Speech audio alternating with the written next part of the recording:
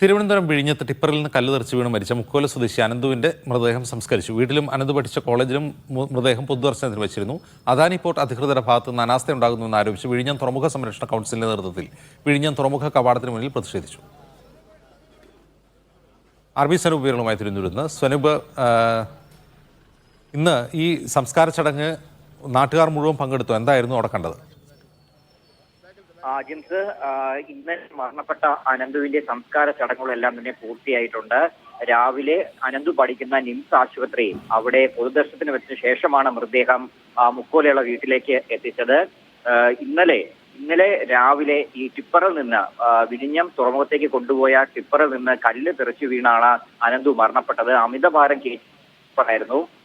നേരത്തെ തന്നെ നാട്ടുകാർ നിരവധി തവണ ഈ ടിപ്പറുകൾ അമിതഭാരം കയറ്റി വരുന്നതിനെതിരെ നടപടി ആവശ്യപ്പെട്ടിരുന്നു. പക്ഷെ അപ്പോഴൊന്നും തന്നെ ഭരണകൂടം വേണ്ട രീതിയിലുള്ള നടപടി സ്വീകരിച്ചിരുന്നില്ല. ഇപ്പോൾ ഒരു ജീവൻ നഷ്ടപ്പെട്ടപ്പോഴാണ് കർശനമായിട്ടുള്ള നടപടി സ്വീകരിക്കുന്ന സർക്കാർ പോലും അറിയിച്ചത്. മന്ത്രി വി ശിവൻകുട്ടി അനന്തുവിന്റെ വീട് സന്ദർശിച്ചിരുന്നു. കർശനമായിട്ടുള്ള നടപടി സ്വീകരിക്കും. അനന്തുവിന്റെ മരണവുമായി ബന്ധപ്പെട്ട അന്വേഷണം നടത്തുന്നതിന് വേണ്ടി ജില്ലാ കളക്ടറെ ചുമതലപ്പെടുത്തിയിട്ടുണ്ട്. റിപ്പോർട്ട് കിട്ടുന്ന മുറയ്ക്ക് തുടർ നടപടികൾ സ്വീകരിക്കുമെന്നാണ് അദ്ദേഹം വ്യക്തമാക്കിയത്.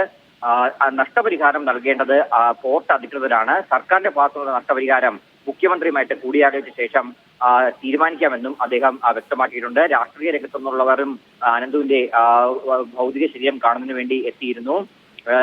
നേരത്തെ അനന്തുവിന്റെ സഹപാഠികളും ബന്ധുക്കളും നാട്ടുകാരടക്കം നിരവധി പേരാണ് അനന്തുവിന്റെ വീട്, മുക്കോലയുള്ള വീട് സന്ദർശിച്ചത്.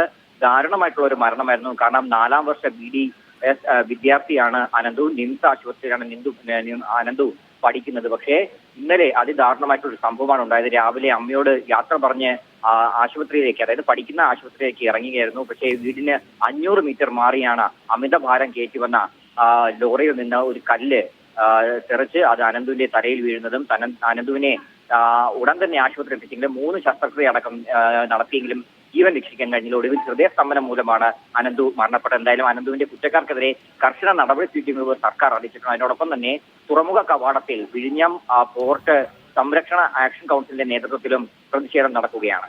അജിത്.